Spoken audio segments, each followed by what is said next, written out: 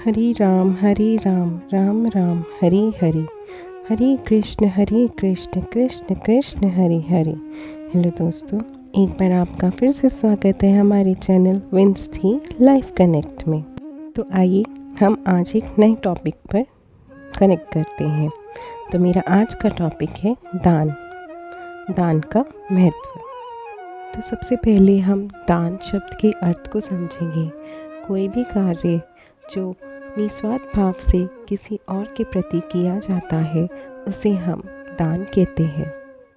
दान वो सेवा है जो इंसान बिना ये सोचे कि बदले में उसे क्या मिलेगा करता है, और वही सच्चा दान कहलाता है, जहाँ इंसान बिना किसी स्वार्थ को मन में लिए कोई कार्य करता है। जिस युग में रहते हैं उसे कलयुग कहा जाता है, और इस कलयुग में धन को बहुत बलवान कहा गया है। वह सर्वश्रेष्ठ शक्ति होगी इस युग की, और हर मनुष्य इसे कमाने में अपनी सारी उम्र लगा देगा। और सबसे आश्चर्य की बात यह है कि वह जितना भी इसे कमाएगा उतना ही अभाव इसका अपनी ज़िंदगी में पाएगा। वह हमेशा यही सोचेगा, थोड़ा और मिल जाता तो काफ़ी होता, लेकिन जब वह थोड़ा प्राप्त करेगा उसकी इच्छाएं और ज़रूरतें और बढ़ जाएंगी, और उसको वो धन भी कम लगने लगेगा।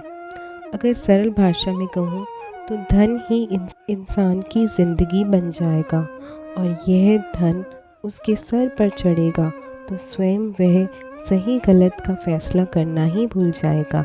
इस धन रूपी माया जाल से बचने का जो उपाय हमारे पुरानी कथाओं में बताया गया है वह दान है। जी हाँ, दान वह कर्म है जो आपको इस माया जाल से बचाएगा। ये आपके मन में निस्वार्थ भाव जगाएगा, जहाँ आप अपने हाथों से किसी दूसरे की झोली में डालेंगे बिना उसे वापस पाने की कामना किए। और अगर आप इसे अपने जीवन में ढाल लेंगे और अक्सर अपनी कमाई हुए धन का कुछ हिस्सा ज़रूरतमंद लोगों को देंगे तो आपको उसका लाभ अन्य रूपों में प्राप्त होगा, न केवल इस जीवन में परंतु आने वाले कई जन्मों में। तो आइए जानते हैं क्या है वो दान रूपी चीज़ें जिसे देकर आप अंतर मन की शांति को प्राप्त कर सकते हैं। दान कई प्रकार का होता है। धन का दान, शिक्षा का दान, अन्न का दान, औषधियों का दान, कन्यादान, पितृदान, गौदान, दीपदान, प्रेम दान। अन्य प्रकार के दान हमारी पुरानी कथाओं में लिखे गए हैं, जिन्हें करने से आप मोक्ष को प्राप्त कर सकते हैं। दान केवल उसको नहीं करना चाहिए जिसके पास करोड़ों की धन है, बल्कि दान तो कोई भी कर सकता है।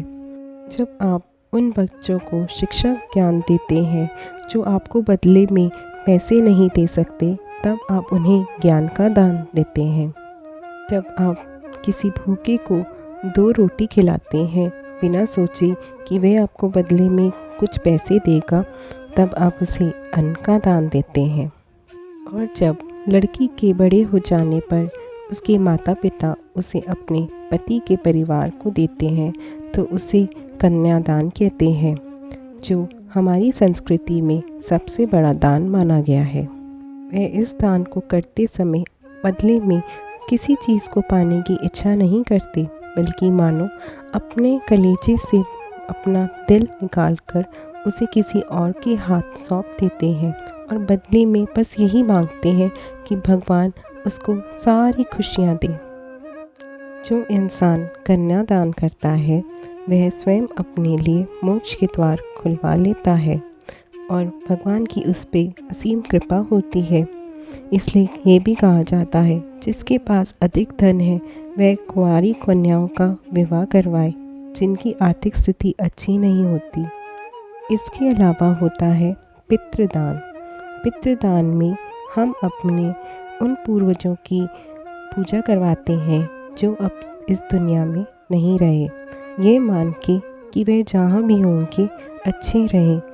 इस संसारिक मोह माया जाल की पूर्ण रूप से मुक्ति के लिए हम उनके लिए पूजा पाठ करते हैं पितृपक्ष में, जो श्राद्ध रूप के नाम से जानी जाती है।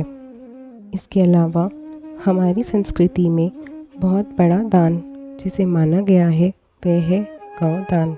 कहा जाता है कि गौ माता में समस्त देवी देवता समाये हैं, इसलिए जो व्यक्ति गौ दान करता है वह उन सभी देवी देवताओं का आशीर्वाद पाता है और स्वयं को मुक्ति के लिए सज करवाता है। इसके अलावा होता है वस्त्र दान या अन्न दान।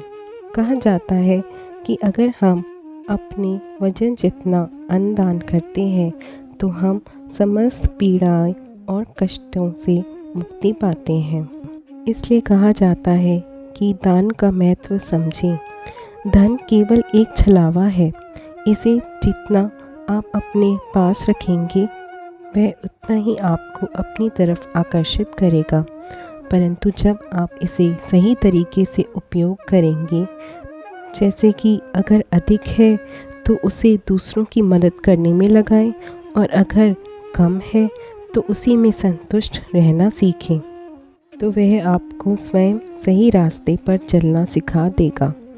दान वह कर्म है जिसे भगवान ने स्वयं भक्तों के लिए अपने आप को इस माया रूपी जाल से बचाने के लिए उपयोग करने का रास्ता बताया है। जो भी इंसान इस दान को अपने जीवन का एक अहम हिस्सा बना लेगा वह स्वयं अपने आप को संतुष्ट और पूर्ण पाएगा। फिर उसे इस संसार की कोई भी चीज़ अपने मुंह में फंसा नहीं सकती और न वे उसे कमज़ोर बना सकती है। वह स्वयं अपने आप को अपने इष्ट देव को दान करने में योग्य बन जाएगा और उसके मन में किसी भी चीज़ की कोई इच्छा नहीं रहेगी और स्वयं हंसी खुशी यह जीवन व्यतीत करके अपने इष्ट देव के पास वैकुंठ धाम चला जाएगा। आशा करती हूँ आपको हमारा ये कनेक्ट अच्छा लगा होगा। प्लीज़ मेरा चैनल सब्सक्राइब करिएगा और ऐसे ही मेरे साथ और ऐसे कनेक्ट्स के लिए जुड़ी रहिएगा। Radhe Radhe, lots of blessings, bye.